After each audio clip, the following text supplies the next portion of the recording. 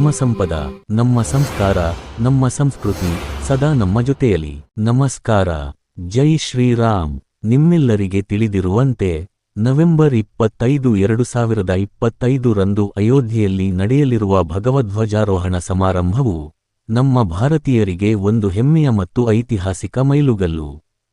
ಹಾಗಾದರೆ ಏನಿದು ಭಗವಧ್ವಜ ಎಂದು ಈ ವಿಡಿಯೋದಲ್ಲಿ ತಿಳಿಯೋಣ.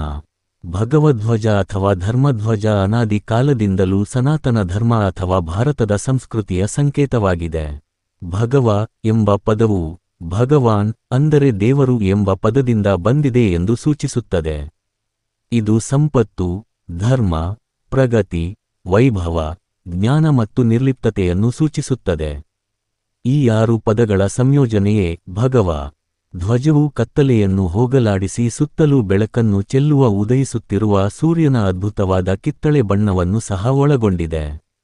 ಧ್ವಜದ ಕೇಸರಿ ಬಣ್ಣವು ಬೆಂಕಿ ಮತ್ತು ಅದರ ಜ್ವಾಲೆಯ ಬಣ್ಣವಾಗಿದೆ. ಬೆಂಕಿಯು ಮಹಾನ್ ಶುದ್ಧೀಕರಣಕಾರಕವಾಗಿದೆ. ಎಲ್ಲಾ ತ್ಯಾಗಗಳನ್ನು ಬೆಂಕಿಗೆ ಅರ್ಪಿಸಲಾಗುತ್ತದೆ. ಇದು ತ್ಯಾಗದ ತತ್ವವನ್ನು ಪ್ರತಿನಿಧಿಸುತ್ತದೆ. ಧ್ವಜದ ಬಣ್ಣವು ಸೂರ್ಯೋದಯ ಮತ್ತು ಸೂರ್ಯಾಸ್ತದ ಬಣ್ಣಕ್ಕೆ ಸಮನಾಗಿರುತ್ತದೆ. ದಿನ ಬೆಳಗಾಗುವಾಗ ಸೂರ್ಯ ಉದಯಿಸುತ್ತಾನೆ ಮತ್ತು ಪ್ರತಿಯೊಬ್ಬರೂ ತಮ್ಮ ಆಲಸ್ಯವನ್ನು ದೂರವಿಟ್ಟು ಕರ್ತವ್ಯವನ್ನು ಮಾಡಲು ನೆನಪಿಸುತ್ತಾನೆ. ಸೂರ್ಯನು ದಿನವಿಡೀ ಉರಿಯುತ್ತಾನೆ, ಪ್ರತಿಯಾಗಿ ಏನನ್ನೂ ಬೇಡದೆ ಜೀವ ನೀಡುತ್ತಾನೆ. ಸೂರ್ಯಾಸ್ತದ ಸಮಯವು ಯಾವುದೇ ನಿರೀಕ್ಷೆಯಿಲ್ಲದೆ ಸಮಾಜಕ್ಕಾಗಿ ಎಲ್ಲವನ್ನೂ ನೀಡಲು ನಮಗೆ ಕಲಿಸುತ್ತದೆ. ಧ್ವಜದ ಆಕಾರವು 2 ತ್ರಿಕೋನಗಳನ್ನು ಒಳಗೊಂಡಿದೆ. ಮೇಲಿನ ತ್ರಿಕೋನವು ಕೆಳಗಿನ ತ್ರಿಕೋನಕ್ಕಿಂತ ಚಿಕ್ಕದಾಗಿದೆ. ತ್ರಿಕೋನಗಳು ಉರಿಯುತ್ತಿರುವ ಬೆಂಕಿಯ ಏರುತ್ತಿರುವ ಜ್ವಾಲೆಗಳನ್ನು ಪ್ರತಿನಿಧಿಸುತ್ತವೆ. ಜ್ವಾಲೆಗಳು ಮೇಲ್ಮುಖ ದಿಕ್ಕಿನಲ್ಲಿ ಏರುತ್ತವೆ, ಕೆಳಗಿನಿಂದ ಏರುವವುಗಳು ಮಾತ್ರ ಉದ್ದವಾಗಿರುತ್ತವೆ. ಅವು ನಮಗೆ ಮೇಲಕ್ಕೆ ಏರಲು ಮತ್ತು ಯಾವಾಗಲೂ ಉತ್ತಮವಾಗಲು ಕಲಿಸುತ್ತವೆ. ಭಗವಧ್ವಜವು ವೈದಿಕ ಸಮಾಜವನ್ನು ಅದರ ಮೂಲದಿಂದಲೇ ಅಸ್ತಿತ್ವದಲ್ಲಿದೆ ಮತ್ತು ಮಾರ್ಗದರ್ಶನ ಮಾಡಿದೆ. ಇದು ವೈದಿಕ ಸಂತರು ವೀರರಿಂದ ಸ್ಫೂರ್ತಿ ಪಡೆದಿದೆ ಮತ್ತು ಗೌರವಿಸಲ್ಪಟ್ಟಿದೆ. ಪ್ರಾಚೀನ ಕಾಲದಲ್ಲಿ ಯೋಧರು ಕೇಸರಿ ನಿಲುವಂಗಿಯನ್ನು ಧರಿಸಿ ಯುದ್ಧಭೂಮಿಗೆ ಹೋಗುತ್ತಿದ್ದರು. ಅವರು ಗೆದ್ದರೆ ಅವರು ಆಳ್ವಿಕೆ ನಡೆಸುತ್ತಾರೆ ಮತ್ತು ಸೋಲಿಸಲ್ಪಟ್ಟರೆ ಅವರು ಯುದ್ಧಭೂಮಿಯಲ್ಲಿ ಸಾಯಬಹುದು. ಸತ್ತ ನಂತರ ಸ್ವರ್ಗಕ್ಕೆ ಹೋಗಬಹುದು ಎಂದು ವೀರರಿಗೆ ಪ್ರೇರಕ ಶಕ್ತಿಯಾಗಿತ್ತು. ಪ್ರಾಚೀನ ಕಾಲದಲ್ಲಿ ಜನರು ಸೂರ್ಯನನ್ನು ಪೂಜಿಸುತ್ತಿದ್ದರು, ಏಕೆಂದರೆ ಅದು ಶಕ್ತಿ, ಬೆಳಕು ಮತ್ತು ಶಾಖದ ಮೂಲವಾಗಿದ್ದು ಅದು ಇಲ್ಲದೆ ಜೀವನವು ಅಸ್ತಿತ್ವದಲ್ಲಿರಲು ಸಾಧ್ಯವಿಲ್ಲ.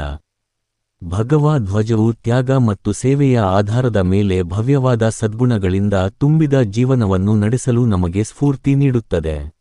ಅಯೋಧ್ಯೆಯಲ್ಲಿ ರಾಮ್ ಮಂದಿರ ನಿರ್ಮಾಣಕ್ಕಾಗಿ ನಡೆದಿರುವ ಪ್ರಾಣತ್ಯಾಗ, ಅಧಿಕಾರ ತ್ಯಾಗ, 500 ವರ್ಷಗಳ ತಾಳ್ಮೆ ಮತ್ತು ಎಷ್ಟೋ ಜನರ ಕನಸು ಈವಾಗ ನನಸಾಗಿದೆ.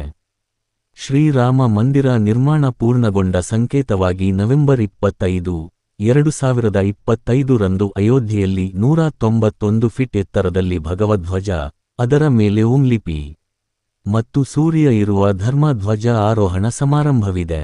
ರಾಮ ಮಂದಿರದ 161 ಅಡಿ ಎತ್ತರದ ಶಿಖರದಲ್ಲಿ 42 ಅಡಿ ಎತ್ತರದ ಧ್ವಜಸ್ತಂಭವನ್ನು ಸ್ಥಾಪಿಸಲಾಗಿದೆ. ಈ ಸ್ತಂಭದ ಮೇಲೆ 22 ಅಡಿ ಉದ್ದ ಮತ್ತು 11 ಅಡಿ ಅಗಲದ ಭಗವ ಬಣ್ಣದ ಧ್ವಜವನ್ನು ಸ್ಥಾಪಿಸಲಾಗುವುದು. ಇದು ಸುಮಾರು 4 ಕಿಲೋಮೀಟರ್ ದೂರದಿಂದ ಸಹ ಗೋಚರವಾಗಲಿದೆ. ಜೈ ಶ್ರೀರಾಮ್. ಈ ವಿಡಿಯೋ ಇಷ್ಟವಾದಲ್ಲಿ ಲೈಕ್ ಮಾಡಿ, ಕಾಮೆಂಟ್ ಮಾಡಿ, ಶೇರ್ ಮಾಡಿ, ಮತ್ತಷ್ಟು ಮಾಹಿತಿಗಳಿಗೆ ಸಬ್ಸ್ಕ್ರೈಬ್ ಮಾಡಿ. ಧನ್ಯವಾದಗಳು.